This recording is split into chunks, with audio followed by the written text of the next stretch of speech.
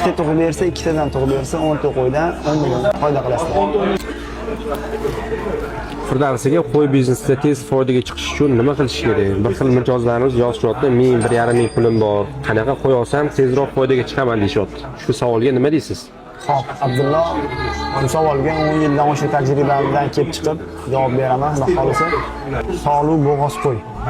Sog'lu bo'g'oz qo'y olishni tavsiya qilaman. Kunligiga yetarli. Qancha? 5 ta yetsa 5 ta, 10 ta yetsa 10 taga. Eng keraklisi yaxshi ustoz bilan bozorga tushishni tavsiya qilaman.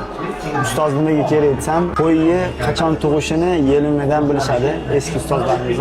O'sha yelinini ushlaganda eng maksimalnisi 1 oy nari berisda tug'adigan qo'yni olsanglar, tezroq foydaga kirasizlar. Bitta tug'sa bir baraka, ikkita tug'sa ikki baraka inshaalloh. Bitta tug'ganda ham 5 ta qo'ydan, misol uchun 1 milliondan foyda qilganda 5 million foyda qilasizlar. Ikkita tug'ib bersa, ikkitadan tug'ib bersa 10 ta qo'ydan 10 million foyda qilasizlar. Men o'zim ham ustozlarim boshida bu ishga kirganimda shu bo'g'oz qo'yni boqishni maslahat berishgan va shuni boqib vaqt o'tganda yaxshi foydaga chiqqanman. Sizlarga ham shuni maslahat beraman inshaalloh. Yaxshi bo'ladi. Maslahatingiz uchun rahmat aka, kattakon. Salomat bo'ling.